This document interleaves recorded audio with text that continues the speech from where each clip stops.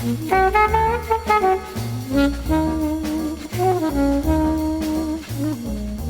það held ég, kæru hlustendur Pingjunar, það Arnar Þór sem talar. Engin Yngvi í dag, hann vant við látin á Seyðisfirði kallinn, en í hans stað kemur góðu maður Jakob Birgisson, hjartanlega velkominn. Já, þakka þér fyrir, fólk verður bara unna við það. Já, algjörlega, gestastjórnandi í dag. Þú ert svona raunverulegur gestastjórnandinn, sko. Við höfum alltaf talað þegar við fáum gesti að þeir séu svona meðstjórnendur, sko. Einmitt. En þú ert að fara að koma hérna og segja þínar skoðanir. Já, mér finnst það bara glæsilegt og ég fái að vera staðgengill hans hér í morgunsárið. Já. Og þetta bara... Ánægðin mín megin. Nei, heiðurinn minn. Já. Það bara þannig. Herri, við sitjum hérna með brúnagullið frá túrin, okkur við hönd Lavazza. Það nú farið að ríða feitum hesti á skrifstofun landsins núna. Sama hvort það sé malað í hylgjum eða baunirnar. Við fáum ekki nóg. Nei, ég get sagt það nú bara hreint út að ég ólst upp í Lavazza. Faðir minn hefur alltaf keypt þetta. Það ekki? Og drekkur þetta, setur þetta í svona mokkakönnu, bara old school sem hann setur á hölluna og þetta það sem ég með heima, býð konunni minni upp á mótnana. Já, frábært, gott að heyra. Brúnagulli frá túrin, hún ekki örugglega farin að þekkja það? Jú, hún allavega ekki stúrin. Nei, hún ekki stúrin. Þannig að það það sem ég get sagt. Það vel sömuleiðis jómfrúin auðvitað. Ertu búin að kíkja á sumardjassin eitthvað í sumar? Ég reyndar ekki búin að kíkja núna í sumardjassin, en ég kíki mjög reglulega á jómfrúna. Já. Og reyna að gefa gjafabréfin og svona í gjafir. Það nefnilega svolítið skemmtilegt með hann Jakob vinur minn á jómfrúni að hann heitir Jakob eins og ég. Einmitt. Síðan heitir konan hans Solveig eins og kona mín. Já, herru. Síðan eiga þau aldrei dóttur sem heitir Þórdís og við dóttur sem heitir Herdís, þannig að það margt. Tæft þar. Já, það tæft, þannig að við erum núna búin að sækjum nafnabreytingu á henni Herdísi og við ætlum að gera. Að matcha þetta, herru, það sko, á laugardaginn, þá Latin Quintet, Tómasar R. Og ég verði náttúrulega í fljótunum fyrir norðan, en það spurning hvort að þú takir vaktina þarna bara. Ég verði í bænum. Tómas R vesturbæingu mikill og maður sér hann oft í vesturbæðalauginni, ef hann ekki bara á kúpu að glamra á bassan eitthvað staðar. Þetta stórgóða maður. Já, þið heyrið það. Þakka Jómfrúnni og Lavazza kærlega fyrir samstarfið. Herðu, Jakob. Sko, nú launþeginn auðvitað hoppandum að kæti. Það Station helgi framundan. Já. Og þeir reynslumestu auðvitað væntanlega búnir að sko bókafríði í dag á föstudeginum. Já, launþeginn bara hreinlega búin að vera geima sumarfrí einhvern veginn síðan í fyrra sko, bara einhvern veginn til að lengja þetta enn meira sko, þetta alveg. Þessa Station helgi mitt yfir Verslunarmannahelgina.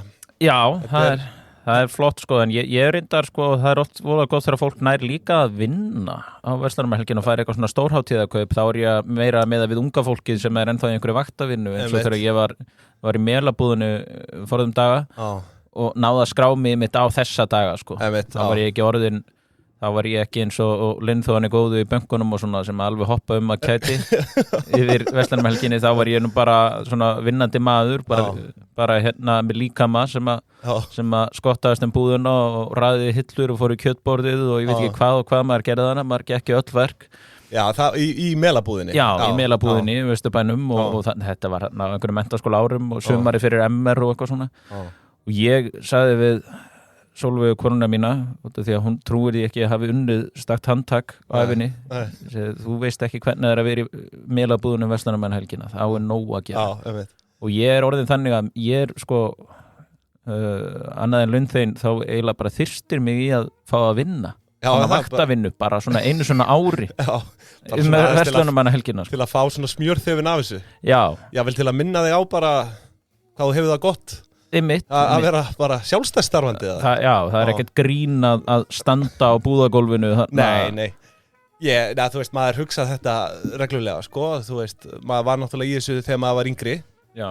Og ég mitt á svipað að segja með Verslunarmannahelgi. Ég fór alltaf, ég var í Ölgerðinni, sko, ég man ekki hvort það 50 skall sem ég fekk yfir alla helgina. Og manni fannst það bara geðveikt, sko. Maður tók það bara. Sem tók maður helmingin af þessu og lagði nokkurn reikning og það var alls konar æfingar með þetta. En já, við óskum þetta bara launþegum þessa lands til hamingju með helgina og vonandi hafa þau gert einhverjar ráðstafanir. Já, við vonum það. Verður þú eitthvað að fara út á land eða? Nei, ég ætla að halda mig innan bæjar eins og reyndar svo oft Verslunarmannahelgina, ég veit ekki alveg af hverju en Sumatjassin bara og það barn á leiðinni settur dagur 18. ágúst og þetta getur bara farið að koma hvernig sem ég ætla ekki að vera einhver staðar á Akureyri eða Eyjum eða eitthvað Vitiðinu fjær af ölvímu Nei, ég segi það Herðu, sko við erum með eiginlega svona sprengklaðin þátt í dag Við erum með marga pælingar sem við viljum ræða. Já. Við erum með launþegavíkunar, við erum með einhver verðbólgutips og allavega heyra í yddanum aðeins. Hann fyrir austan á Seyðisfirði. Sem aðeins að heyri honum í 2-3 mínútur, sjá hvað hann hefur að segja. En svo erum við náttúrulega með fréttavíkunar. Og það verður nú að viðkynast að hann var heldur þunn fréttavíkan sem að að klárast núna. Þú hefur gefið út að þú segist vera fréttafíkill. Já, ég hef svo sem verið fréttafíkill í genn tíðina, ég svona að reyna að lækna með þessu, en þessi fréttavika hefur kannski verið það sem að leiðilega fólki kallar gúrkutíð. Já, gúrkutíð. Það algjör gúrkutíð. Guðuna bænum, þú veist, þegar fólk hefur ekkert annað en að gera en að pæli fréttunum að tala gúrkutíð. En það samt sko það sem að kannski sló mig mest var þessi kókainfaraldur sem að virðist vera núna, það búið að vera í fréttunum núna að það geysar bara einhver kókain faraldur og þetta að finnast í einhverju skólpi og eitthvað svona sterk vímuefni og eitthvað svona og þetta svolítið að koma aftur eftir COVID. Já, ok. Var þetta þekkt vandamál fyrir COVID eða? Já, það var búið að vera einhver svona svolítið faraldur af þessu, gerist nú oft í svona samhleiða einhvers konar góðari síðan maður alltaf sko, ég veit ekki, maður alltaf að frétta einhverju góðu fólki sem að taka kókain einhvers staðar niður í bæ, sko, fólki sem maður hefði ekki trúað að vera að gera þetta sko, gott fólk já, og örugglega bara einhverju sem að hlusta núna að stelast í kókainið og þetta magnað sko, þetta oft fólk sem ég held maður geti treyst vel, þá það þarna sniffandi eitthvað á öllum þessum börum sem ég veit ekki hvað heita Paloma bar og skulum ekki fara og jafnvel bara svona venjulegum jafnvel bara venjulegum börum sko, það bara út að borða einhvers staðar á einhverjum bara fínum veitingahúsum og dæli sig kókaini og það leitar út í skólpið að sjálfsögðu á endanum, það hlýtur að vera og þetta búið að vera Nei, þetta oft fólk bara sem viðlóðið bara fín fyrirtæki og stjórnendastöður og jafnvel bara pólitíkina sem heyrir en ég alltaf gáttaður þegar ég heyra þetta sko, þið virkilega að þrýsta þessu upp í nefið á ykkur? Ég tekið undir það, þetta náttúrulega þetta bölvar róðferði, þetta ósíður og leiðilegt að þetta skuli þrífast og það slæma fréttir að heyra, þetta sé fara að leita út í skólpið á nýjan leik Já, það er leiðilegt. Hvað við því að gera? Ég veit það ekki, þurfum við bara að fara að fara í allsherjar átak setnus. Það nú gert nokkur sem var ekki Sigmundur Davíð sem talaði fíkniefnalaust í Ísland hérna einhvern tíma 2030 eða var það var það ekki einhver forverans einhver tíma í Framsókn en Sigmundur Davíð ekki hrifinn af þessari afglæpavæðingu. Það það sem að hann hrifst ekki af og ég hef ekkert mikla skoðunar á þessu þannig lagað og þetta bara þorri ekki að segja þér. Nei, það er bara fyrst og fremst leiðilegt að fólk sé að neyta fíkniefna í miklu mæli en þú veist, hvað get ég gert í því og ég fordæmi engan sko. Nei. Þetta er bara, ég óska þeim allsins besta en allir sem að hlusta sko, hafa verið lent í því að vera alveg gáttaðir yfir því bara, er hann alltaf að kóka sig einhvers staðar niður í bæ þessi fíni maður í jakkafötunum sko, maður hefði nú ekki alveg búist í því En úr kókaininu úr kókaini yfir í gúrkutíð þessi fréttavika hvað gefur þessu einhvern fjarki eða? Já, þetta er svona algjör fjarki bara það var ekkert þannig lagað spennandi sko sem að var að rekast á Við erum náttúrulega með sko ég er með einhverja fréttir hjá mér á blaði það er náttúrulega rafbílavæðingin núna Nú er þetta bara að fara að taka yfir að því virðist. Brimborg, 70% af öllum nýskráningum bílaumboðsins voru rafbílar í júlí þar að segja. Og það er tæplega 26% hlutdeild af markaðnum sem að Brimborg hefur þarna sko. Þannig að þú sjálfur, þú hefur nú talað um það eitthvað, þið dreymir að keyra rafbíl? Já, það bara fyrst og fremst svona sparnaður sem ég líti á, sko. Ég veit ekki, ég á bensínbíl núna En varandi umhverfið, það nú talað að þetta jafnvel, sko, að framleiða svona bíl bara jafngildi, þú veist, gasneyslu á einum bíl bara ævi langt. Já, ég held að sé alltaf svolítið varasamt að fara að tala eins og rafbílar séu sko bara að fara að gera heiminn eitthvað miklu betri. Ég held að spýja þeir ekki upp þessu þarna, hvað heitir þetta ryk þarna sem kemur að þessu svifrykinu. Ég held að það sé alveg mikið af þessum bílum, er ekki allt gummidekkin og malbyggið og eitthvað sem spænist upp og telur í þessu líka, sko, og fyllir öndunarfærin á okkur eitri. Ég held að rafbílarnir gerir það líka og síðan sko náttúrulega að framleiða þessar rafhlöður, hvernig eru þær endurunnar og allt þetta, en kannski er þetta bara betra, sko. Ég meina, ég held að ég eiginlega bara veit það ekki, sko. Maður hefur séð einhvern kasta þessu fram með að framleiðsla á þessum bílum sé svo dýr og ég held að þessi aðlega bara vara samt að fólk haldi að segja að gera eitthvað rosalega gott fyrir umhverfið með því að keyra rafmagnsbíl, sko. Ég held að það sé ekkert gott fyrir umhverfið bara yfir höfuð að vera með bíla og keyra þá, en þú veist, við þurfum að keyra, held ég. Það þarf að komast á milli stað, sérstaklega fjölskyldu fólk, sko. Mér finnst bara eitthvað svo gott, sko, að ég veit að vera pottþétt þannig að þegar ég verð komin á rafbíl þá verður búið að hækka verðið á rafmagn alveg massíft, sko. Það það sem mun gerast núna, sko. Þetta svona ódýrt og gott og allir rosa sáttir. Ég get lofað þér eftir svona 5 til 10 ár þá bara að fylla rafbílinn bara eins og að fylla hana bensíni, sko. Það leitar alltaf í það. Það er þetta jafnvægi þá til að markarinn og mettur. Já, nú ætla þær að fara að leggja þessa tolla á, sko, sem að verið og síðan, sko, núna leið og allir eru komin á þetta, þá verður þetta dýrt, sko. Það er alveg, ég sé gegnum þetta, sko. Þetta er Ísland. Það er alltaf að okra á manni. Þetta er Ísland í dag. En sömuleiðis sko, hér er fagnaðar erindi fyrir þig. Þú ert kjötæta yfirlýst, eða ekki? Jú. Það er kjötframleiðsla í júní. Hún var 4% meiri heldur en í júní 2022. Hvort að hafi haft með eitthvað, þú veist, ég veit ekki. Engan skal undra, það eru náttúrulega allir þessir veganistar eru hættir að vera vegan og byrjaðar að borða bara eitthvað innmat í staðinn helst, sko. Já, en það er náttúrulega kjötframleiðsla að aukast hérna, milli ára. Já. Þú veist, 4% og framleiðsla og svínakjöti hérna er að minnka, hún er nú búin að vera hríðfalla, sko. Það er áhvert að sjá, sko, alífuglakjötið, það hefur verið að þrefaldast frá áramótum. Já. Og kindakjöt og hrossakjöt, það er á undanhaldi.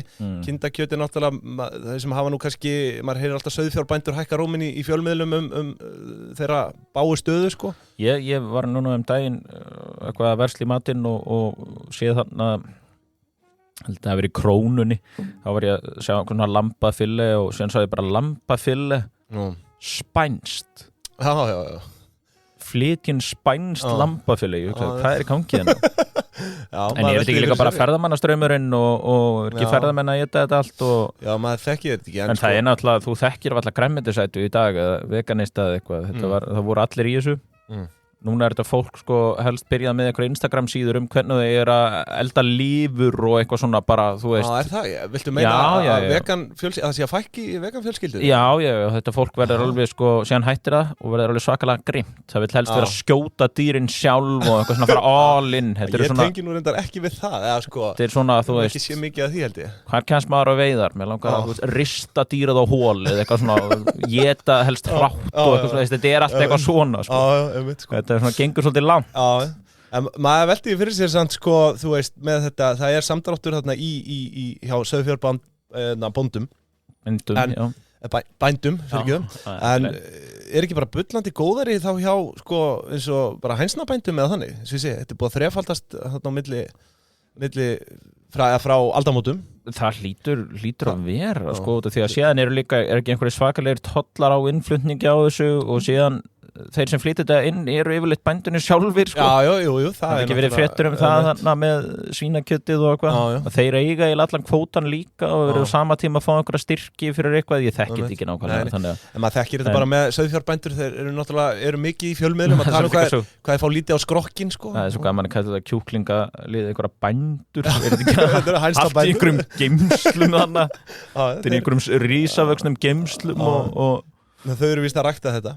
Já, ég veit svo sem ekkert hvernig ástandið þannig inni er, en ég get svona ímynda mér að þetta sé ekki alveg svona, þegar maður hugsa bónda, þá hugsa maður ekki einhvern mann sem að gengur inn í einhver kjúklingabú og hann meira bara í guðskrænni náttúrunni eitthvað svona smala og heia og eitthvað svona en þetta allavega áhugavert að sjá þessar tölur svo nú eitthvað fleira hérna hjá mér við erum með hagnað bankana nú kom frétt í vikunni uppgjör bankana 40 milljarða hagnaður á fyrri hluta ársins Hvað segir mér, Jakob, eru bankarnir, eru þeir að arðaræna þjóðina? Það held ég ekki, sko. Nei. Þú er enga skoðun á því? Nei, þú veist, ég bara hef eiginlega engar forsendur til að meta þetta. Ég meina, þögnu við því ekki bara. Sko, það nú áhugavert að sjá samt, sko, að þeir eru frekar neðarlega í Norðurlöndum, hvað var það arðsemi eiginfjár?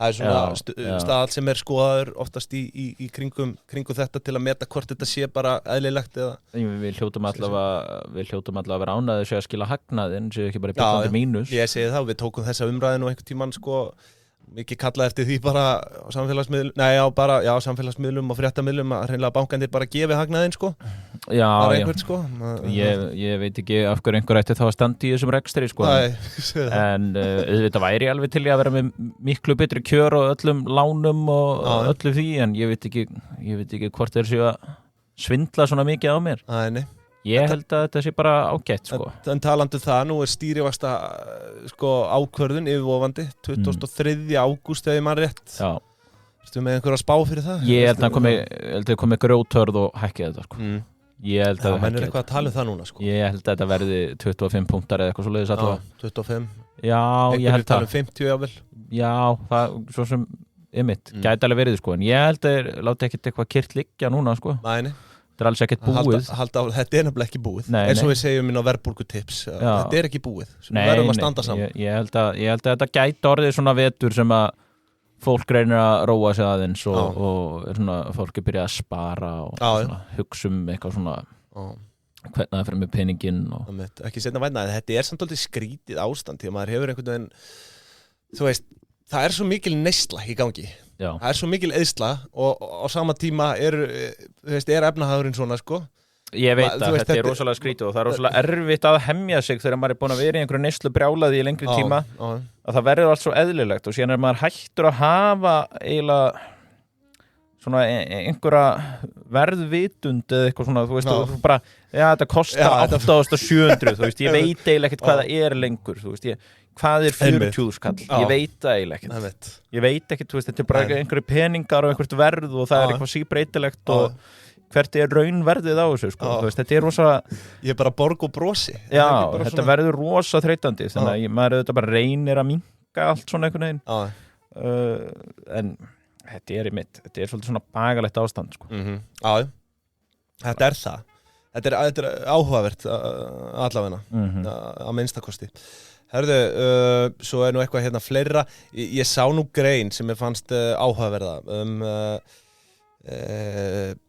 undirbúðu uppsögn og nýja vinnu og þetta svona mér finnst að farið að vera að birtast í meira mæli heldur en áður núna þessar greinar sem eru svona hjálpa einhvern veginn bara svona hjálpa fólki í starfi að líða betur og maður velti fyrir sér þörfina á því að koma með slíka greinar bara svona hvernig á þér ekki að leiðast á mánudögum hvernig heldur þér þú veist góðum á föstudögum þegar þú veist að það góð helgi framundan eða eitthvað svona þú veist og eitthvað svona og núna þú veist velti ég fyrir mér hvort þetta tengist því að fólk komið í svo aktífa atvinnulit þú veist Ég veit bara eitt dæmi það sem aðili í þjálfun ennþá og hann byrjað að sækja annars staðar. Þetta svona einhvern veginn í bara vaxandi mæli, fólki einhvern veginn í stanslausri atvinnuleit. Já, og maður veltiði fyrir sér hvort að það gæti eitthvað verið meira að. Já. Það virðist, fólk alltaf þreytt á vinnunum sinni. Já. Kvartandi yfir þessu og vinnustaðar eru sífellt að reyna að hafa fólk sátt. Já, þetta einmitt orðið. Já. Hvað þetta eiginlega? Þú veist, af hverju fólk að þessu? Af hverju finnst öllum svona leiðinlegt í vinnunni sinni? Já, einmitt. Þú veist, öllum. Þetta bara fullt af fólki sem fílar þetta, en mér finnst allir vera á sífelldum hreyfingi og hvart undan þessu og hinu og kaffið ætti að vera betra og eitthvað svona. Maður velti fyrir sig hvort þetta hafi alltaf verið svona, þú veist, maður heyrir fólk bara afar okkur og ömmur, unnu kannski sömu vinnuna í 40-50 ár, sko. Og þetta þótt alltaf einu sinni rosalega fínt, sko. En í dag, þegar ég heyri einhver, já, hann orðinn hérna, eitthvað svona hugbúnaður, sérfræðingur hérna, það heyrir maður bara svona, greið maður. Þú veist, þetta er hægt að vera fagnaðarefni þegar fólk fær góð störf einhvern veginn. Maður hugsa bara, hvað er í gangi það? Síðan sér maður hérna einhverja fréttir eitthvað, komin yfir til eitthvað, þú veist, eitthvað.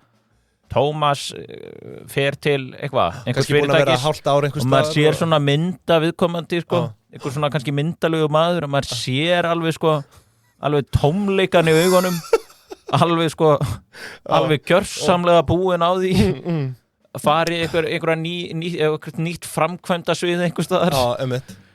Og það er ekki skrítið að fólk leiti bara í kókainið, sko, það er einhvern veginn. Þetta sem þú ert að segja hérna finnst mér vera dálítið svona undirstaða fyrir fjölgun slíkra greina sem eru verið að skrifa, sko, þú veist, það er orðin actually bara svona markaður fyrir þetta sem fólk les og bara svona, já, ég ætti að fara eftir þessu. Já, einmitt. Og hérna, þú veist, hér er verið að gefa ráð hvernig þú undirbýr bara uppsögnuna þína fyrir næsta starf, sko. Já, sko, líka hvernig fólk talar þetta líka svona, já, þetta verður þetta rosalega fengur fyrir kvik og að fá þennan yfir, eitthvað svona, maður er bara Já, veistu hvað ég meina, maður svona heyrir svona eitthvað hjal. Já, það er, ég meina, þetta er náttúrulega alltaf dálítið sama tuggan í þessu, sko. En ég verið að sjá þetta ég myndi halda samt að svona, þú veist, þetta fer svolítið eftir náttúrulega, sumir maður þekki náttúrulega fólk sem bara elskar vinnunum sína, vill helst verið í henni, mér finnst oftar en ekki vera bara svona endurskoðendur og eitthvað svoleiðis. Þú veist, mér finnst það svona, þetta þarf að vera svona pínu nördalegt einhvern veginn til að fólk geti elska vinnunum sína. Svona jafnvel ástríða og áhuga sko, sama tíma. Einmitt einhverju svona forritarar og eitthvað, þeir finnst bara áhugavert fyrir að vera að uppdatera, þú veist, uppfæra eitthvað forrit og eitthvað, það er bara raunverulega gaman, skilur. Einmitt, sko. Ég held að séu þessi milliliðir sem eru oft óhamingjusamastir, sko. Já, við höfum náttúrulega talað hinn vansæla millistjórnanda, sko. Já, einmitt. Og hérna og það var einhver könnun, sko, sem við töluðum í einu þætti sem að var þess efnis að millistjórnendur væri almennt vansælli heldur en bara svona hinn almenni launþegi, sko. Einmitt. Og maður getur svo sem ímynda að segja að þú ert með yfirmann sem að gargar á þig á ofan og svo ertu með undir fólk sem þú þarft að garga á og þetta er áreita á mörgum stöðum, sko. Og líka, sko, þegar maður sér eitthvað svona allt í einhver orðin, sko, forstöðumaður, upplýsinga og eitthvað nýtt stofnuna, sko. Það er það að tilkynna mér að hún hafi fengið launahækkun.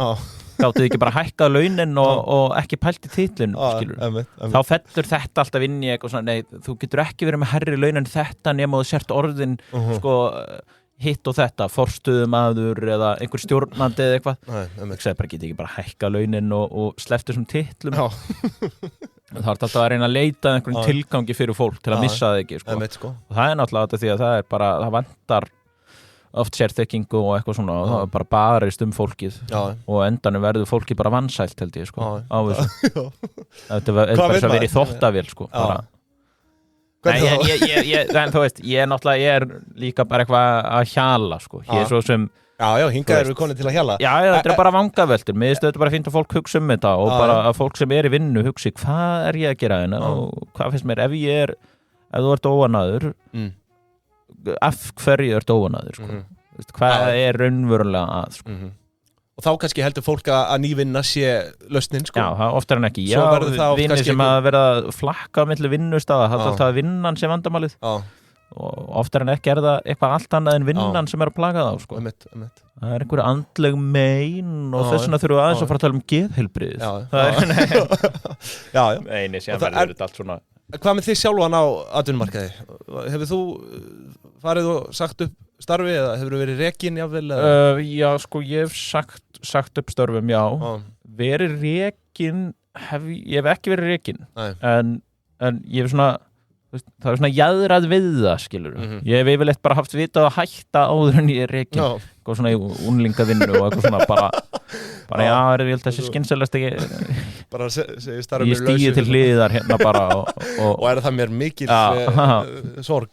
Já, en nei, ég hef unnið unnið alls konar störf sko, og verið í 9-5 líka og verið á auglýsingastofu og svona og það var bara dásamlegt, ég var á Hvíta húsunum tíma og hætti þar bara einfallega vegna þess að það var svo mikið að gera, skilur, þú veist, það var hérna verið í 9-5 og síðan ég verið náttúrulega, ég er náttúrulega uppistandari en það var fyrir mig, sko, mér aðeins ekkert sko ræðilegt að vera 9-5, það er bara mjög fínt og gaman og gaman að kynnast fólki sem bara lengi í einhverju, sko, maður lærir rosalega mikið af fólki sem bara kann til verka og ég held að það sé nú kannski helstu kosturinn þegar fólk að skipta vinnustæð, að fara á vinnustæði með nýju fólki sem hefur einhverja þekkingu og læra þeim en þegar þú ert með eitthvað sjálfstætt líka, sko, þá verður þetta mjög erfitt, sko.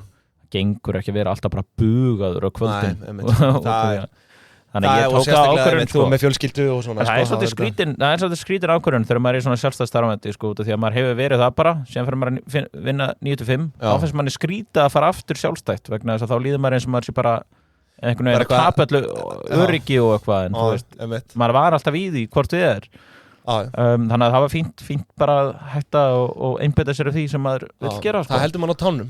Já. Það er nú bara þannig, sko. Algjörlega, maður þarf oft svona hugsa aðeins lengra. Herru, nú erum við með liðið hjá okkur sem heitir Launþegi vikunnar. Já. Og sá aðili, og þetta er í boði Júsú. Já. Svo aðili sem að hlýtur það fær máltíð fyrir 2 á einum af stöðum Júsú. Og ég er komin með hann Geirmund Inga sem er í regluvörslu Íslandsbanka. Já. Og hér er sagt, sko, viðkomandi á skilið tilnefningu fyrir, og svarið er: hann heldur öllum helstu kúrekum bankans vel á tánum og sér til þess að þeir fari eftir lögum og reglum í sínum verðbréfa viðskiptum og þá sér í lagi í kringum hampið útboðið. Þetta er áhugavert, sérstaklega í ljósi þess að Íslandsbanki var nú lendi nú illa í því daginn. Fyrir sitt útboð en það er greinilegt að það hefur allt verið með feldu í kringum hampið útboðið. Það hefnaðist líka bara vel sá maður, þannig að hvað svo hann héti, Geirmundur? Já, hann heitir Geirmundur Ingi. Þetta er bara frábært að heyra. Já, launþegi vikunnar hjá Pingjunni, við óskum honum til hamingju með nafnbótina. Já. Og til hamingju með gjafabréf fyrir 2 á Júsú. Greinilega toppmaður, það er ekki hver sem fara að verða launþegi vikunnar. Nei, það er nefnilega málið, sko. Það hefur verið að streyma inn hérna, en hann er valinn úr fjölda umsókna. Já. Og við viljum hvetja fólk að sjálfsögðu að getur farið inn á Deep Into Pingjan Facebook-hópin okkar og skráð launþega, þið getur tilnefnt launþega vikunnar. Þar inni undir pinnuðu skjali sem heitir bara einfallega launþegi vikunnar. Þú varst nú eitt fyrsti meðlimur Deep Into Pingjan. Já. Þú varst örgulega bara topp, eða bara fyrstu 50 eða svo. Já, og í dag telur þessi grúpa held ég 1700 manns eða svo. Já, yndislegt fólk að minni. Þetta er fallegt samfélag. Og allra enda fólk, einmitt, svona hrókafullir verktakar og hamingjusamir launþegar og hvað eina. Það er alls konar fólk. Allt rófið þarna, sko. Já, sem er svolítið gaman. Já, en hann, Geirmundur má endilega senda á pingjan@pingjan.is og láta vita af tilvísinni og Jakob, Júsú, þú hefur nú eitthvað verið að borða þar, eða ekki? Jú, ég fer reglulega. Þetta eru dásamlegir hambúrgarar, við höfum verið að tala fyrir því að þetta sé hambúrgarastaður okkar kynslóðar. Já. Sem er svona dálítið eins og, þú veist, kannski, ég veit það ekki, hvað var svona fyrir 20 árum, 10 árum þeirra kynslóðar? Ég veit það ekki alveg. Var það ekki kannski, tómaborgarar eða eitthvað þannig? Eitthvað svoleiðis. Já, nú er Júsú að dálítið að taka yfir. Já, manni finnst það allavega, með fólk svona streyma þangað. Já, svona nýstárleg handbröð. Afar gott. Já, eru í svona, flestum helstu mathöllu landsins, Borg 29, Gróðurhúsi, Hveragerði, Pósthús, Mathöll, Kúmen og í Garðabænum. Herðu, úr launþega vikunnar yfir í, það er ein frétt hérna, verslunin Nær, lokar í Urriðaholti. Já, ég sá það. Og hún opnaði eitthvað fyrir árið síðan. Já, og ég hef nú ágætis heimildir lokun þessar búðar, sko. Já. Það hefur verið að heyra þarna frá Urriðaholts búum að helgarnar voru vist bara algjör martröð. Það var bara illa gengi búðina, mikill þjófnaður, drukkið fólk og líningar sem voru bara að tæma heilu hillundar þarna. þetta ekki staðfest, þetta orðrómur sko. Já. Svona menn voru að velta því fyrir sér af hverju þetta Og þetta var svona þessi svona Amazon hugmyndi það ekki að þú bara gengur inn og setur körnuðinn og gengur út og það er bara einhvern veginn og síðan bara og þú veist, engin starfsmaður sko. Nei. Og þetta náttúrulega þannig módel bara að hugsa að það á ekki að vera neitt starfsmaður og verðið á að geta verið svona hóflegt í ljósi þess að þú veist þetta er engin launakostnaður fyrir starfsmenn þarna á staðnum en maður velti fyrir sér hvort hefði væri hægt bara að ráða öryggisvörð eða eitthvað svoleiðis en þá er kannski konseptið svona dálítið fallið sig sjálft sko. Já, það er leiðilegt að þetta hefði ekki gengið upp sko. Maður hefur farið í svona verslun einhvers staðar í Bandaríkjunum. Já. En síðan er þetta náttúrulega bara ég fór aldrei í þessa verslun bara einfallega vegna þess að ég býð ekki nálægt sko. Nei, og þá hef ég ekkert séð mér einhvern veginn leik á borði að fara þangað en var þetta ekki líka rétt fyrir ofan Costco og þannig þetta var svona hugsa sem svona hverfisbúð fólk kemur bara og fara sem mjólk og banana og eitthvað svona en síðan ég líka bara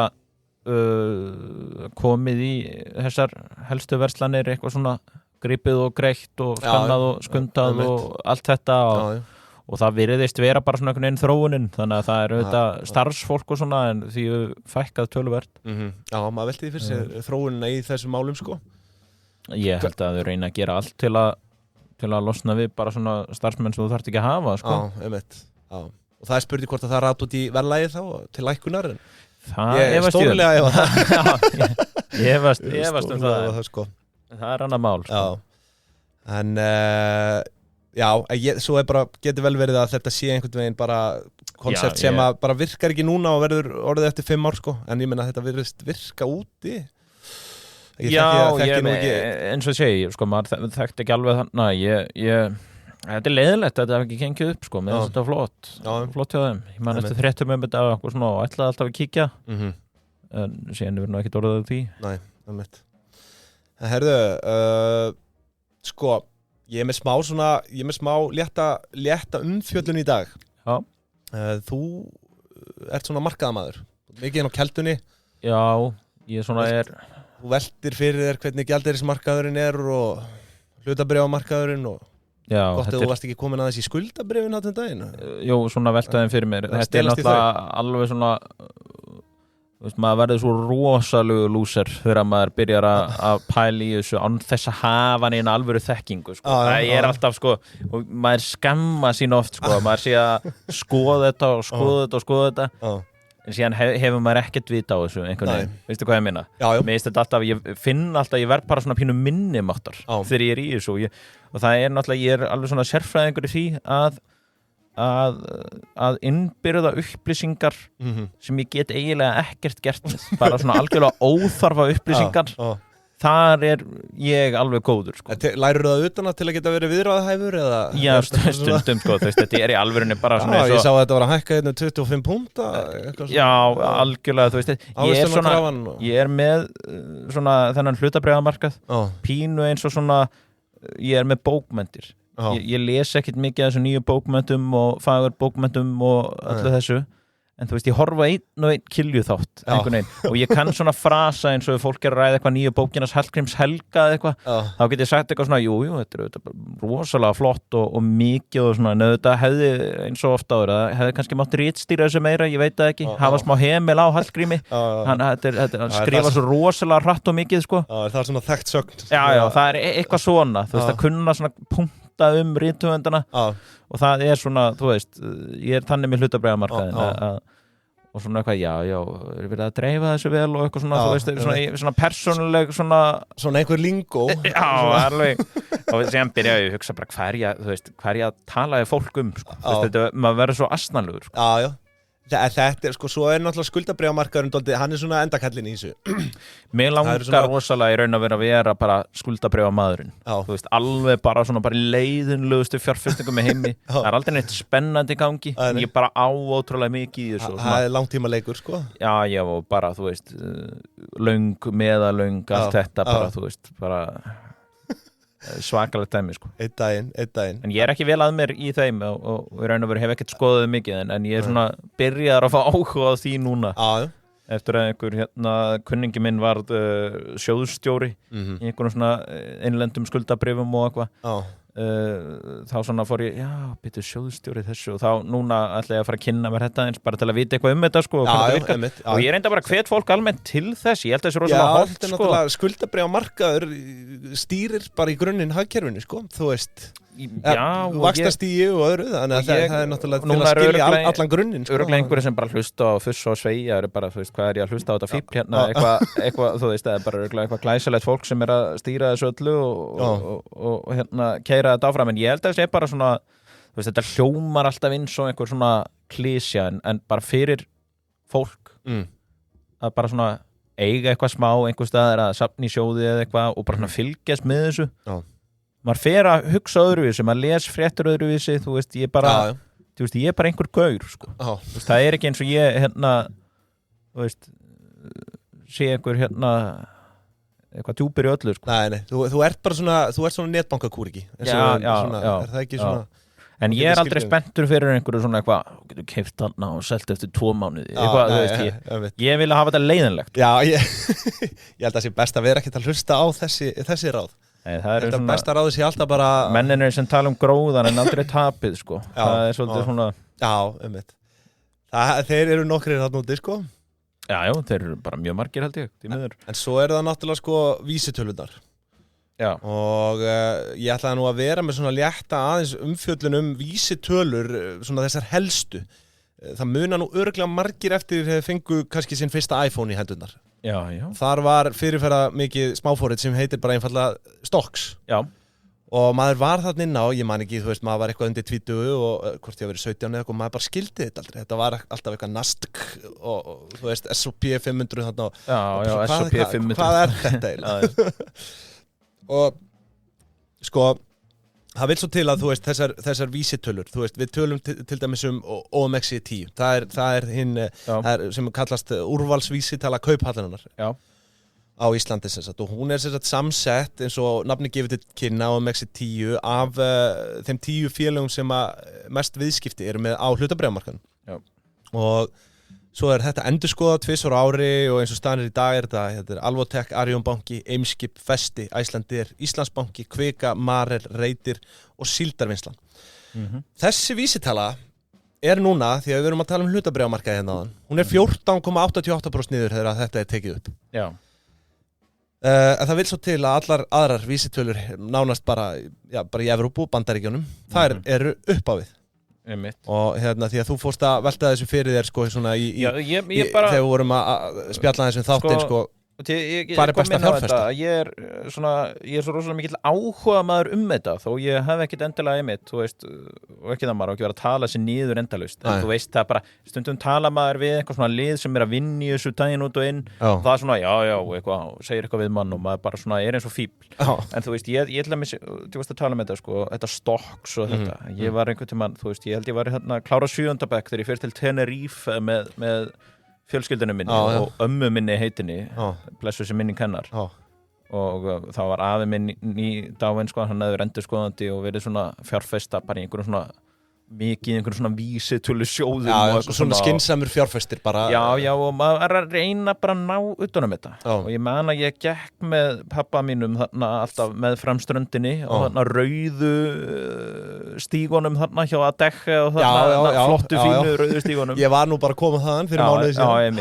ég elska þetta sko. Ég fer alltaf strax að hugsa hlutabréf þegar ég gengur og bara út af því að þarna lærði ég allt hlutabréfin svona til að byrja með til að skilja þetta hvernig markaðin er virkuð og pabbi minn þú veist, hann hefur ekkert mikið verið í þessu en hefur bara svona næga þekkingu á þessu til þess að útskýra bara hvað þetta er yfir höfuð og það var rosalega svona áhugavert að byrja að fatta bara þú veist hvernig svona í grunninn þetta virkar eitthvað og síðan samt kemst maður aldrei nákvæmlega að því og fullt af fólki bara eitthvað svona já, þetta er náttúrulega alltaf erfitt að segja eitthvað svona, þetta er svo óþægilegt allt þetta er nefnilega, þú veist, eins og hann segir í Wolf of Wall Street bara it doesn't matter if you're Jimmy Buffett or Warren Buffett það er bara, það veit engin neitt nema kannski innherjar og þetta var til þess að ég keypti fyrsta sinn í sjóði einhverjum innlendum hjá Íslandssjóðum eða eitthvað það var í 15 ára held ég að vera 16 sko ammaði að gefa mér einhver pening og ég setti þetta inn í sjóð og ég man sko, þannig ég náði að kaupa hlutabréf inn í bankanum sko, fara í bankan að kaupa þau, ekki bara eitthvað af netinu. Nei, einmitt. Og skrifa undir og síðan þurftu báðir foreldrar mínir að skrifa undir að ég mætti kaupa bréfin. Þetta var svona líka hjá mér sko, á þeim tíma sko, þá var maður hvort þetta, þú gast ekki stofnað eitthvað vörslureikning nema bara í bankanum og það var einmitt sko og síðan fóru vísitölunar hver var punkturinn á þeim, þú var þetta langur aðdragandi hjá mér að einhver öðru bara þú veist að íslenska vísitalan hún er og síðan fór ég að veltaði fyrir mig núna sko, þegar ég var út af því að það er búið að vera náttúrulega svo mikið góðari hérna mörkuðum í einhvern tíma sko, það var allir að tala um þetta og ertu búin að kaupa þarna og hitt og setið þetta, eitthvað bara allir og amma þeirra bara ekki tala við mig meira þú veist, bara ég er niður í bæ hérna, ekki tala um hlutabréf við mig hérna, þetta var títt umræðefni sko og það velti ég fyrir mig núna sko af hverju ætti ég að kaupa á mörkuðum hér, af hverju ætti ég ekki bara fara með þetta úti eða fara bara með þetta út sko Ég velti því fyrir mér sko. Af hverju, er eitthvað betra að fjárfesta hér eða sko, þetta fer alltaf bara eftir hugsjón hvers og eins sko, ég meina eins og ég tala það veit engin neitt hvert hlutabréf fara þú getur verið og að klára og gert einhvers konar verðmat eða eitthvað sko og það þá bara þitt huglaga mat að þetta fyrirtæki sé verðmætara heldur markaðurinn sínu fram á. Mér líður alltaf en svo einhver annar sem að hugsa eitthvað alveg öfugt við það, skilur. Mér líður alltaf eins og svona alvöru kóngar í leiknum séu bara með þetta allt einhvers staðar úti, sko. Þú veistu hvað ég meina? Síðan hlæja þeir bara þegar allt brjálast hér, síðan eiga alltaf einhvern grunn hér, sko. Þeir allir eru eitthvað svona, ertu múin að kaupa þarna eitthvað. Þeir bara, þú veist, nei, ég er úti, ég er með þetta bara í dollarum og evrum og einhverjum fröngum bara. Sko. Já, tvöföld styrking, krónuna veikjast og en ég bara fór að velta þessu fyrir mér sko, en síðan er auðvitað bara margt gott í gangi hér sko. Þetta var svona, þú veist, maður heyrir ekkert mikið eitthvað svona þetta venjulega fólkina að tala um þessa erlendumarkaði sko. Og það er náttúrulega, þú veist alveg eitthvað sem á eftir örugglega að víkka bara hjá flestu, þeir sem voru í COVID náttúrulega að byrja í hlutabréfunum, þeir fóru bara inn í, þú veist, þessi helstu félög, bara Icelandair og Íslandsbanka og þessu útboðet, skilur. Og örugglega líka bara flott, sko, og síðan náttúrulega byggum við þessi gjaldeyrisvöft og allt þetta og þetta er einhvern veginn ennþá örugglega bara... Það er svona ný hugmynd, bara geti farið út. Það er svo sem alls konar plattform, þú getur keypt í gegnum bankana eða bara í gegnum einhverja erlenda svona í Toro og hvað þetta heitir allt. En sko þessar vísitölur, ég ætla að renna yfir þetta hundavaði Dow Jones, þú hefur nú heyrt um hana það er eina elsta vísitala heims, hún er frá árinu 1896 og hún er alltaf tekur 30 stærstu fyrirtækin í Bandaríkjunum samkvæmt þeim útskýringu sem ég hef heimildi fyrir 30 stærstu fyrirtækin í Bandaríkjunum hérna bara í markaðsvirði Herru, svo er það S&P 500 og eins og nafni gefið til kynna 500, þetta eru 500 stærstu fyrirtækin í Bandaríkjunum miðað við sko bæði það er eitthvað svona algrím á bakvið þetta sko bæði fjölda viðskipta og svo markaðsvirðið sem slíkt hún er endurskoðuð ársfjórðungslega hún er 8,62% upp og Dow Jones, ég glemdi að tala um það, hún er 7,53% svo er náttúrulega OMX 10, hún er niður það er 15% Nasdaq, sko, hér kann einhverja ruglast Nasdaq er náttúrulega kauphöll og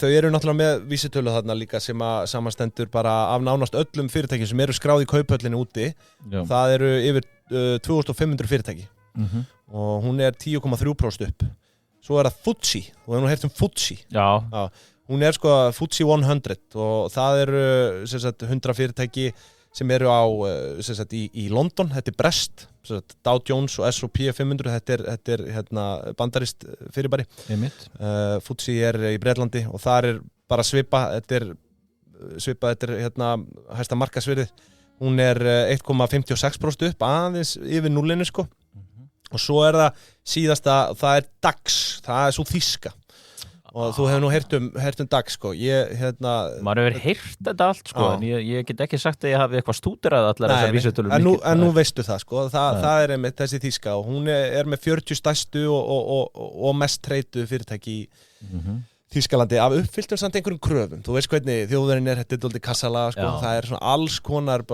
kröfur komnar á það sko. Og það er ekkert verið að krukka of mikið í góðum hlutum. Nei, ég segi það og talandi góða hluti, hún 17,9% upp. Já. En það góðæri. Ég hef svona einmitt, ég eins og með skuldabrjöfin, þá ég orðin svo til ákvæmaður vísitölur og vísitölusjóði. Já. Og ég get eiginlega bara ákall hérna, ef það einhver sem nógu tjúpur í þessu, sem hefur áhuga á að tala þetta og bara gasa og hafið samband við mig, bara gasið mig þetta. Þú veist, ég þannig, ég vil helst hlusta á svona fólk sem ekki með stopper í þessu. Þetta svona létt svona einkenni, þetta oft fólk sem kannski skortir pínu félagslega hæfni, sem svona hættir ekki að tala leiðinlega hluti. Já, eitthvað sem það kannski sem það alveg djúpt í og ég elska þannig. Ég alveg bara vil bara innbyrða þetta bara eins og ég sem bara með eitthvað í æð bara. Þið heyrið það, kæru hlustendur, þið getið sendt bara á Facebook bara fundið mig í símaskráninni eða bara sendt mér á netinu eitthvað bara, þú veist, ég bara mjög til að það bara góða bækur náttúrulega, þetta að lesa þær. Já, þetta náttúrulega vísitölusjóðir, þú veist, þetta svona náttúrulega eldgamalt fyrirbæri en tiltölulega svona kannski komið nýlega inn í umræðuna, sérstaklega ljósið þess að bara 50% af þeim sem á markaði núna kom inn í COVID. Já. Og það aðilarnir sem kannski búin að missa, þú veist, það búið að alveg búið að hrynja í verði hlutabréfin sem þau keyptu á toppnum og þá þau kannski farin að velta fyrir sig að þetta kannski bara kaupið þessum vísitölusjóðum og þú veist, þetta alls konar pælingar en vísitölusjóðir náttúrulega hafa sýnt sig til lengri tíma að það alltaf, þú veist, til mjög langs tíma, þá ég ekki að tala 2 ár endilega, nei. Kannski 10, 15, 20 ár já. Þá bara hefur sagan sýnt sig að þessir sjóðir fara upp. Ég rosalega hrifinn af þessari hugmyndafræði sko, þetta svona þessari langtíma pæling. Já, allt sem eitthvað svona, ég mæli nú með því að bara að helst bara aldrei selja þetta. Eitthvað svona, þú veist, að bara ég vil helst bara eiga eitthvað og þú veist, og að kona mín sé bara, getum við ekki bara farað að flytja, við erum hérna með sko hvað þetta margar milljónir sem voru komið, ég bara, ástu mín, ég mun aldrei selja þetta. Aldrei. Það velti maður fyrir sig hver tilgangurinn Já, þú veist, ég elska bara prinsipsins vegna einhvern veginn, bara við seljum þetta ekki. Þetta svona gömul íslensk, þetta gamli skólinn sko. S&P 500, bara Index, Vanguard eitthvað, bara þú veist, bara með 20 milljónir inn í þessu, aldrei selja sko. En maður sér það, ég meina, við tökum bara S&P 500 sem dæmi, skulum bara taka frá. Var það ekki hann Warren Buffett sem var svo hrifinn af þessu? Jú, hann náttúrulega, þetta bara hans tækni, þú veist, í grunninn. Og ég nefnilega reyndar, ég lendi mitt í því daginn. Það náttúrulega rámt hjá mér, það ekki hans tækni. Eftir að hann var eldri, þá, þú veist, hefur það bara eins og lögmáli segir til því minni áhætta sko. Já, þetta eins og ég lendi ekki í, það greið auðkýfingurinn lendi í mér í einhverju veislu sem ég var í daginn og þetta reyndar góður maður sem ég kannast við og fyrir að spjalla við hann og fyrir að spjalla við hann á Warren Buffett og ég hefði eitthvað verið að kynna mér þetta og hann spyr mig svona, hefurðu farið til Omaha?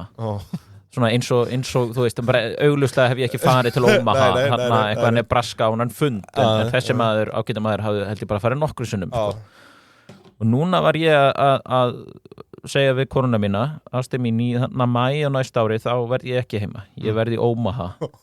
Ég ætla að fara þarna, mér langar á hana fund.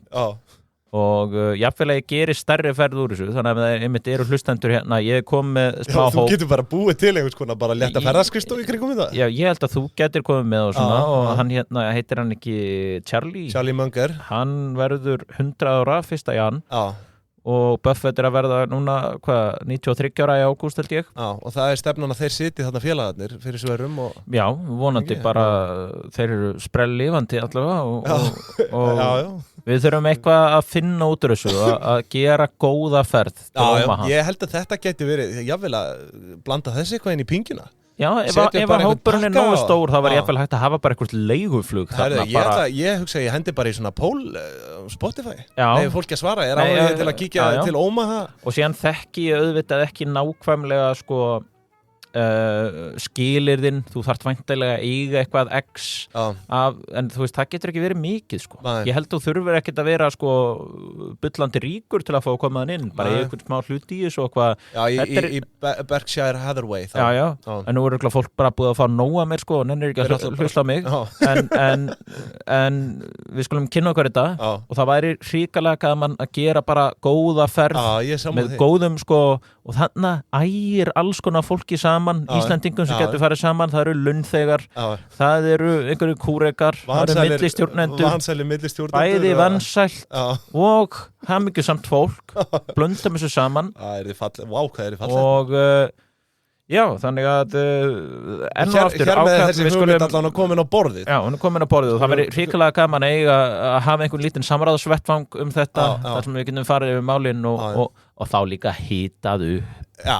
Verið með eitthvað verið jafnvel með pubquiz þá. Við verðum eins og gönguhópur sko, sem að hitti svona, við erum að skipuleggja gönguna eitthvað, við erum að fara í Hlöðuvík eða eitthvað svona.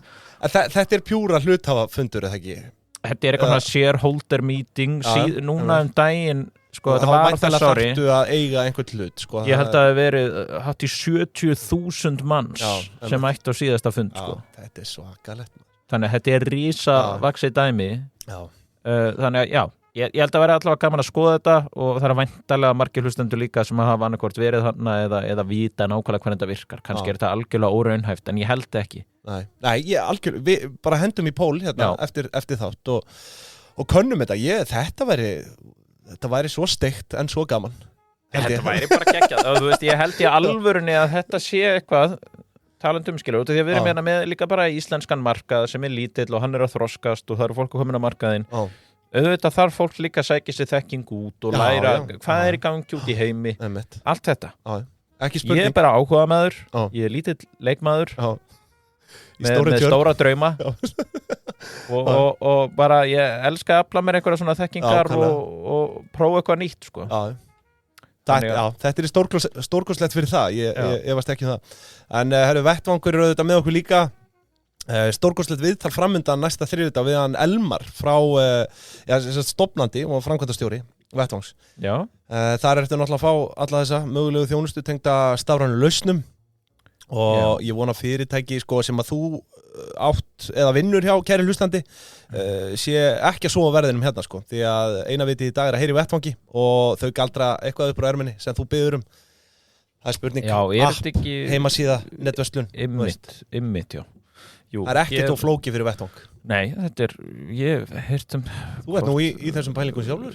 Já, hvort ég hafi ég ætla ekki að fara að fabuleira eitthvað með vettvangur, sko, ég kannast aðeins við þetta ég man ekki, sko, síðan er ég náttúrulega á þessum uppistandir maður hefur skemmt á svo mörgum stöðum og maður er byrjað að gleyma hvaða fyrirtæki maður var að skemmta og síðan er maður að koma annað og þriðja sinni í einhverja deildir og maður byrjað að kannast við fólkið og það er hrikalega gaman, sko.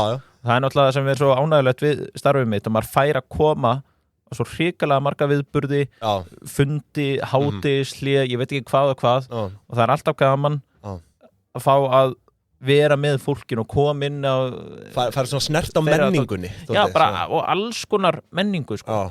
og þá svona sermaði líka bara hvernig handin er á vinnustöðum og stofnunum og allt þetta það er mjög gaman sko.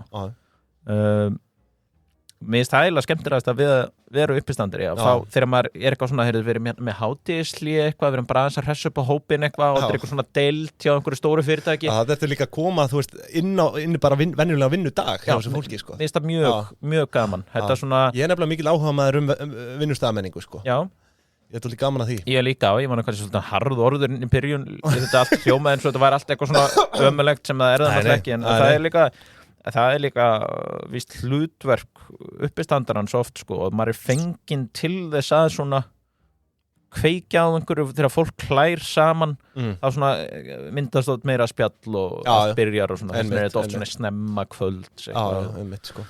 Og ég veistu ekki að vettvangur væri góður vettvangur fyrir slíkt kannski heyrið þér eftir þennan þátt það er aldrei að vita sko ég veit ekki, ég einhvern veginn tengi þetta við eitthvað svona en ég bara endilega, ég þarf greinilega að kynna mér vettvangin vettvangur og svo er það auðvitað hönnunarspretturinn líka þar sem er svona fyrir, þú veist, fyrirtæki eða jafnvel einstaklingar sem eru, þú veist, með kannski einhverja frum hugmynda, appi eða vefsíðu eða eitthvað, heyrið í vettvangi og þau leggja þetta upp fyrir ykkur hönnunarsprettur sniðut, eitthvað í kringum viku, svo ertu bara komið með prótótípu það er algjör snilt, mæli með geggjað. En herði, sko það kennir nú ýmis að grasa hérna í viðbót við ætluðum að hringja í iddan ég held að við séum samt komnir yfir þann glugga, það var svo gaman hjá okkur í meður hann í golfið þarna fyrir austan örugglega, þú veist, við vitum alveg hann var örugglega að fara að segja okkur það undirbúa haustið þarna, tína köngla og allt það sko og hann er bara góðu atlætið já, hann er í góðu, hann er í alúðlegu umhverfi í alúðlegu umhverfi Jakob Fríman mættur þetta í mínu kjördæmi þú vilt kannski fara við verðbólgutipsin sem Jakob Fríman við erum með sko, ég gef mér nú ekki út fyrir að við ykkur sérstakur Jakob Fríman sko. nei, en þú hefur gefið út fyrir Gumma Ben sant?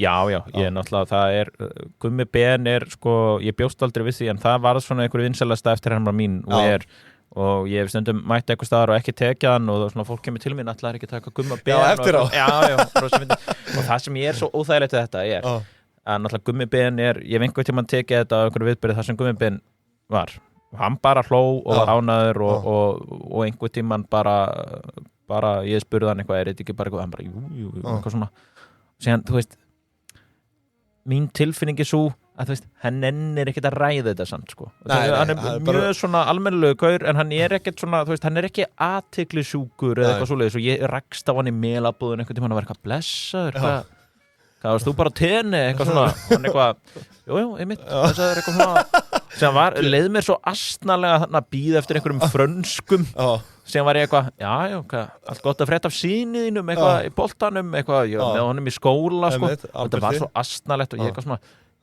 ég bara alltaf að leika því eitthvað svona, þetta var svo astnalegt það ekki, Gummi flottur en maður getur ímyndað sér hann sé orðin að var þreyttur á öllu þessu einhvern veginn bulli kringum þetta en þú veist, maður verður að hafa gaman að þessu líka sko.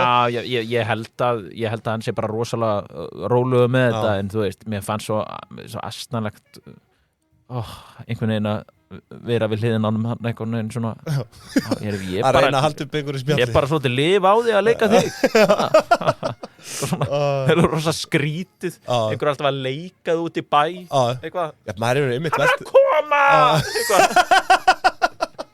það ekki hægt að gera þetta í svona mikrofóninu þetta alveg bara sprengja ef maður byrjar að öskra henn herðu, við erum hérna með verðbólgutips og nú verslunarmannahelgi framundan og þá þykir nú ekki óalgengt að hérna landin kíkja út á land, norður, suður, eyja hingað og þangað landin og ég sko að fyrsta sem ég hugsaði bara hvað myndi Iti segja í verðbólgutipsinu hérna núna verslunarmannahelgi fyrir jável yngra fólki hann myndi segja bara blandaðu landa en ég ætla ekki að fara að mæla með því nei, ég hef aldrei verið mikið í því eða keyptuði landa eða blanda, það er náttúrulega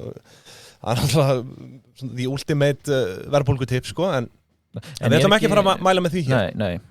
Það er eitthvað sem Iti myndi gera en sko, ég hérna með einhverja 4-5 punkta og sá fyrsti hljóða svo og það er bara hreinlega það er bara, þú veist, elsta triksi í bókinni það er bara að setja budget fyrir hvern dag yfir helgina þú veist, þetta eru 3 dagar samt er fólk einhvern veginn að ná að eyða 100-150 skalli bara í eitthvað, bara eins og í Vestmanni maður hefur nú séð annað eins sko ég hef náttúrulega bara komist að því sjálfur sko, það er alveg útrúlega auðvelt að eyða peningum þegar þú ert í einhverjum hasar einhver staðar og harta bara það er einhver ruslabíll hérna fyrir utan, það er að loka glugganum og ekki getur maður rekið hann í burtu maður er alltaf ánæður þegar hann lætur sjá sig bíllinn sko og kemur að tæmir tunnunar hjá manni það er ekki að hverjum degi sem hann gerir það við getum orðað það þannig það er alltaf stút fullt af einhverjum lífrænum úrgangi og ég veit ekki hvað það er létt pilla hérna en sko ég sá eitt sem var svolítið skemmtilegt og ég var Laufey Kjaran var einhver staðar þetta var eitthvað svona góð ráð fyrir verslunarmannahelgina skinkuhorn í Laufeyjar og ég get sagt það að skinkuhorn eru frábært til dæmis bakaðu skinkuhorn og vertu að maula á því þarna 2-3 daga, líka fínt að þú ert að drekka mikið og í þinkun og svona. Þú ert hvort þið er að rústa líkamannið með öllu þessum eiturefnum sem þú setur ofan í. Já, þá þarftu þessi kolvetni og þetta dót og þetta er ódýrt og þetta er gott og það er þægilegt að baka þau. Þetta er frábært verðbólgutips. Ég ætlaði náttúrulega, ég er með eitt svona svipaðan punkt hérna sko, en þetta er auðvitað frábært en sko, maður hefur verið í dalnum og keypti einhverja litla 9 tómi pizzu bara á 2,5, 3,5 sko og þetta safnast þegar saman kemur sko, svo fer maður út að borða og búið að hækka verðlagið þarna á eyjunni og bara borga þarna 6.000 kall fyrir hambúrgara og bjór sko. Já, ég reyni að alla dóttir minn upp við það sem ég var alveg upp við og það að smyrja gott nesti áður en farið þér í ferðalag. Einmitt sko. Og það flatkökur með hangikjöti. Ég veit bara það svo erfitt að fá fólk til að gera það nennir þið ekki. En það magnað, hvers konar uppeldi hlaut þetta fólk? Já, ég veit það ekki. Það bara stoppaði öðrum hverjum skála og þetta var úlingar í hruninu.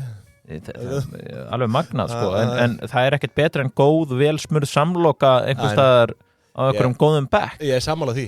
Síðan þegar ég komin á áfangastað þá auðvitað gæti ég þess að skilja eitthvað eftir í bæjarfélaginu að sjálfsögðu það snýst líka einhvers konar svona samfélagsábyrgð sko. Hvernig geturðu lágmarka kostnaðinn við ferðalagið sjálft að koma þér frá A til B og hvernig getur haft þetta hófulegt einmitt, algjörlega, þetta einhver balans í þessu sko. Þú þarft ekki að kaupa þér 3 máltíðir og veitingahúsi á einum degi, það bara fáránlegt.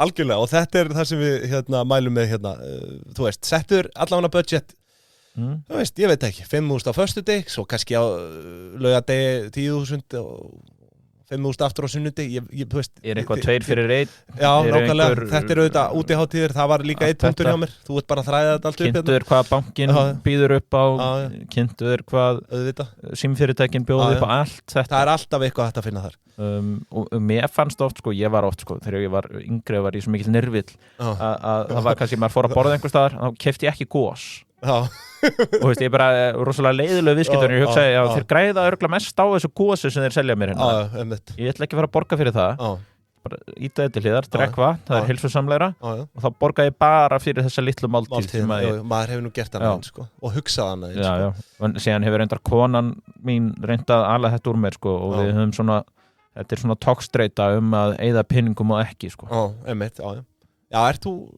eðslu kló eða?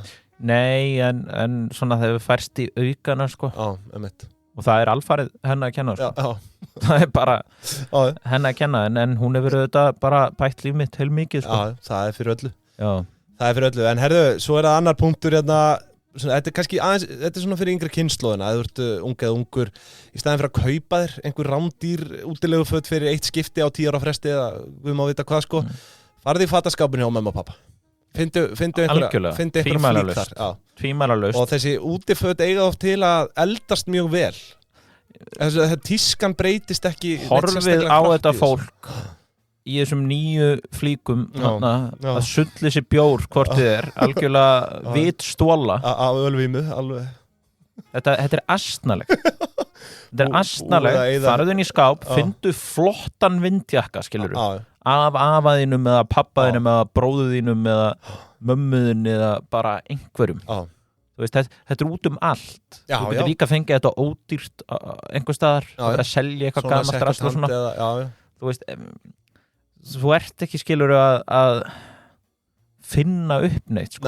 Það bara hlýföt sem að skila þér frá rigningu og þetta náttúrulega samt líka fara að færast í aukana að vera svona trendy eða svona fylgja tískunni á þjóðhátíð eða þessum útihátíðum sko, að vera, jafnvel fólk að taka svona outfit svona föstudagur, laugadagur skilur þú veist, kannski búið að þarna liggur á baki kannski 100.000 eðsla í þessi föt ég veit ekki hvað ég get sagt, ég var nú byrjar á TikTok með outfit of the day sko Já, sjátt átt að það ég glemdi alltaf að segja við, ég hef gaman að þessu vídeo ég þetta mikil tísku frömmuður þannig að ég svo sem ekki, sko ætlaði þetta ekki, ég á mikið af þessu einhverjum 66 skeljum og ég veit ekki hvað en ég hef reynd að vera svona, sem alltaf einhvern veginn leikaborðið einhvers staðar, já, svona er þetta hagkvæmt fyrir mig og þetta gaman að eiga góð föt, en þú veist, líka fyrir svona djam, þú veist, ekki fara að skemma dýrufötið inn í dalnum, skilur, veistu hvað ég meina? Algjörlega.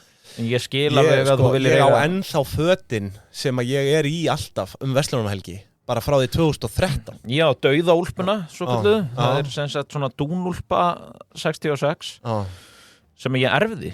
Já, dauða úlpan. Já, það var góða maður sem að fjall frá, því miður, blessu sem minni kanns, og ég hirti úlpan hans og hef notað hana bara síðan ég var að byrja MR, sko. Þannig er bara dúnúlpa. Það er ekkert flókið við dúnúlpu. Þetta er bara, hún er hlý, hún er góð, þetta er 66, þannig að neðst hún flott tíma var kona mín byrja að segja að þetta er ljótt núna er hún aftur orðin flott já, þetta gengur auðvitað hringi líka sko mér finnst samt tískan einhvern veginn hægari í útifötum heldur en bara svona já, það getur verið sko já, kannski er ég bara rugla, ég veit ekki, ég er nú ekki með hátt tískuvitt ég þarf að fara að gera nýtt outfit of the day já, eða ekki, kveikja það síður hann hashtag OOTD sko en herru, svo er ég með hérna mjög gott sparnaðaráð sem að er oft vannýtt líka en það er að saminast í bíla og splitta bensíni já. Þetta er gott og gamalt húsráð en eins og ég segi, fólk er svona veigra sér við því, vill kannski bara vera 1 eða 2 í bíl eða hvernig sem það er þetta er líka oft bara þetta getur hlaupið á 20.000 þú veist, sparnaðurinn sko. Þetta er eitthvað svona meðvirkni og eitthvað og ég tek oft eftir þessu, við skulum ekkert vera eitthvað sko, þú hringir hana hringir í vindin segir, blessaður heyrðu, hérna þið eru 2, við erum 2 það er bara fáránlegt að við sem að keyra 2 bílum þarna ef við ekki bara taka í bíl, splitta bensínu allir sáttir þetta er ekki flóknar það er bara svo leið nei, og líka bara þannig svo jáfnvel ef þú vilt bjóðast til að borga slit af bílnum þessa ferð eða eitthvað, þá getur þú lagt smá premíu umferðin er líka nógu mikil já, algjörlega, þetta er líka bara mjög gott fyrir samfélagi ekki bara hugsa sjálfa þig, hugsa alla þetta er svolítið eins og þegar fólk er að skilja ég er rosalega þreyttur á því að við erum alltaf að tala húsnæðismarkaðinn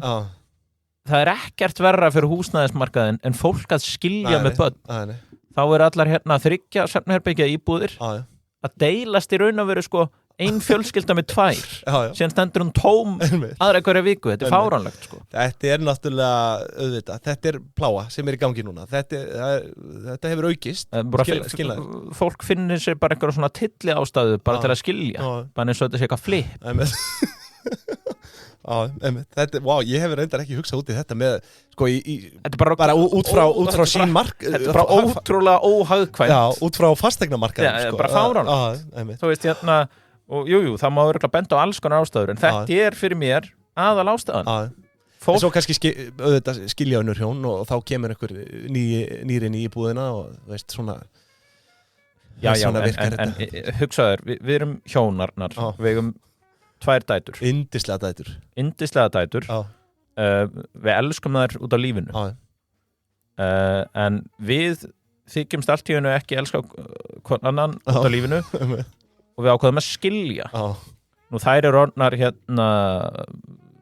9 ára og 13 ára þannig að þær vilja vera með sérherbyggi og þú vilt hafa sérherbyggi og ég vil hafa sérherbyggi þannig ég flyt út úr íbúðinu okkar fyrir í aðra íbúð sem er jafn stór en svo kannski eins og það sem ég var að reyna að segja þú veist, skilja einhver önnur hjón og segjum að ég eignist þá bara kærustu og þá flytur hún inn til mín sko þannig að það er spurning hvort þetta leiti ekki eitthvað jafnvægi en síðan er nú alltaf að færa eftir aukana líka fólk með börn og stjúpbörn það er bara ákveður að búa ekki saman og við erum síðan tímunum með einhverja viku saman og það er svo leiðilegt að vera með stjúpbörnum sínum það er ekkert verra í heiminum það var áhugavert að heyra þetta svona út frá sín hagfræðing hvernig þetta myndi hafa fólk á í vandræðu með að elska stjúpbörn sín jafn mikið og börni sín það er bara þeirra að reyna eins og það getur það bara virkar ekki þú ert bara endalaust ég var að reyna að elska þig það er ekki hægt, ég er að fara að taka brjálæðiskast hérna og það ákveður fólki við skulum ekki búa saman nema aðra hverja viku þetta er áhugaverð pæling væri til í að heyra svona hagfræðilegu sýnin á þetta sko, á markaðin ég hef ekki velt þessu fyrir mér ég er bara hvet fólk til að gifta sig ég er giftur maður og bara gangiðu mig hring og hættu þessu herðu þetta er svona, þetta er eiginlega síðasta verðbólgutipsi, ég ætla að henda einu hérna og það er basically það sem þú varst að segja eða þú veist, að vera búinn að smyrja nesti eða fara, þú veist, og keyptu mat í bónus eða eitthvað svona fyrir ferðina það er mjög dýrt að vera að grípa bita á þessum hátíðum og temja sér þetta almennt algjörlega, alltaf algjörlega, ég hef gert það í hádegismat og þá líka verður svo gaman að fá sér skyndibita eða fara á veitingahús eða eitthvað til maður hugsar mikið er þetta gott, endrum eins það kom til endrum eins ekki hverjum einasta degi jafnvel nokkur sinnum að dag að gera þetta að einhvers konar bara venju og þetta er eins og fyrst ég er alltaf að tala um konuna mína og bla bla bla hún segir til dæmis mig þessi yndislega kona segi núna áðan í morgun getum við fengið okkur skyndibita í kvöld ég segi já ástu mín það væri yndislegt að fá okkur þetta orðið svona fagnaðar skyndibita, þetta bara svona já gerum það, endrum og eins og það var ánægilegt og dóttir okkar alveg bara hvað í gangi og þú veist bara því líka lukkuna pamfýr já. Þetta er mjög gott ráð en svo það síðasta ráðið og þetta er braskararáð og sko þú ert að fara á útihátt í fjandinn hafa það keyptu Gatorade í bölki bara í bónus eða jáfnvel af umbóðinu sjálfu bara ölgerðinni eða einhverju þetta líka mér það kostar eitthvað í kringum, ég veit ekki 150-200, örgulega ódýrar í umbóðinu sem slíku sko þú ferð á útiháttið og þú selur það á 500 kall það næg eftirspurn eftir því þegar fólk að vakna alveg skítþund þú veist og þá átt þú kannski 2 kassa, 3, ég veit ekki ferð að dreifa þessum bara auðraða með 500 eða hvernig sem það sko og við erum að tala segjum hún selji 50-100 stykki varstu búin að borga upp helgina það er vel gert ég var í mitt að hugsa þetta með bleiur daginn sko það er alltaf að kaupa bleiur og ég að skoða hvað kostar stök bleia ég hugsa nú að fólk sjáu samt meira til þess að það eigi bleiur heldur en til dæmis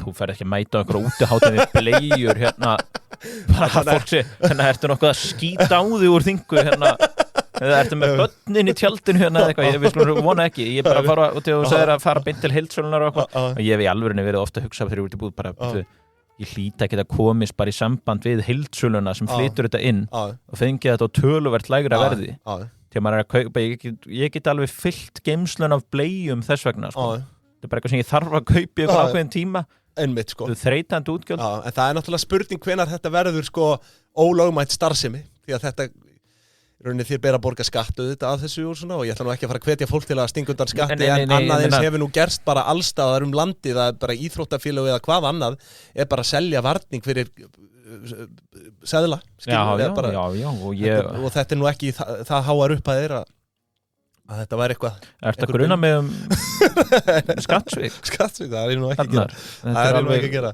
gríðarlega alvarlegar þetta eru alvarlegar ásakanir sko. Nei, ég hef ekki látað þessu verða ég veit ekkert hverjir eru með Pampers umbóðið ég bara fólk er nú að gera annað eins á þessum Facebook síðum öllu föt til sölu og hvað þetta heitir sko já, síðan er það bara að fara að vafra á einhverjum Facebook síðum og köpa bleiur á barnið mitt skilur mér finnst það bara svona, ég nenni því ekki alveg sko tímir peningar það er enna tímin eru peningar ég held að reyndar, annað verðbólgutips og annað gott ráð hvað var það barneignir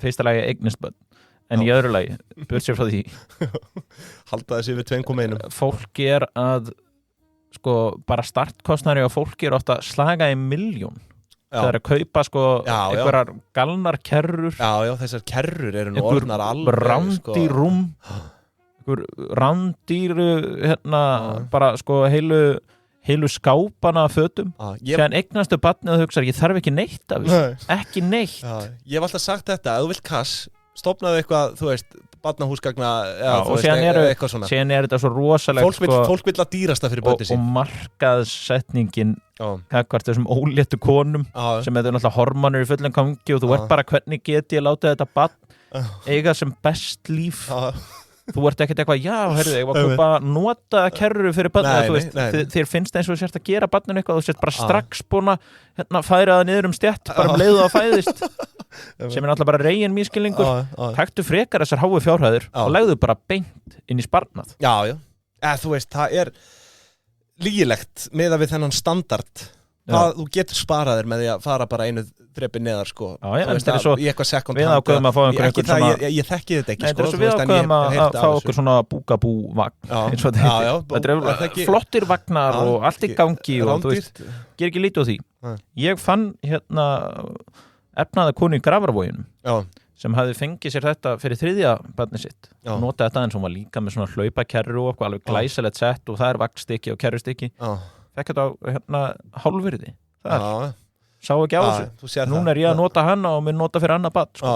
Þú veist, reynum að finna þessa lausnir nema auðvitað ef þið eru auðkýfingar þá kannski allt í lagi að þið kaupið nýju vörunar og seljið síðan framsæli til okkar sem eru yngri eru og eiga minni penning sko. Ég ætti að gera það admin í verðbólgutips Facebook-hónum Já, ég kannski allavega byrjaði að taka einhvern þátt í þessu það alls konar sko. En síðan líka svo leiðinlegt að segja við fólk sem á vona barni ekki eigða peningum í þetta þetta ekki, skilur þú verður strax eins og einhver Já, ég veit að það er eins og hugsjónin breytist hjá fólki sem eignast barn þau vilja bara það besta fyrir sitt barn en þú veist, að dýrasta ekkert endilega besta sko megum ekki gleyma því það sjálfsögðu ekki Herru, þá eru verðbólgutips þá er því lokið og ég held bara að sé nú fara að síga í seinni endan hjá okkur Jakob, hvað er döfinni á þér? Hvað er döfinni? Eitthvað sem þú mátt segja frá? Já, það er bara uppistandið sko ég var með þessa sýningu skóla lífsins í Þjóðleikhúsinu alltaf og hættur þar mættið þangað frábær sýning já, þakka fyrir það, ég ætla núna svona bara meir út á land með hana stefna að fara alltaf til Akureyrar og eitthvað svona í lokseft og síðan er það bara að náttúrulega skemmta og byrja að semja meira fyrir næsta ár og halda litlar sýningar og síðan jafnvel einhverja stóra sýningu þegar kemur að því þannig að það er bara spennandi síðan þetta bara ég að fara í eitthvað svona örlítið fæðingarólof og eitthvað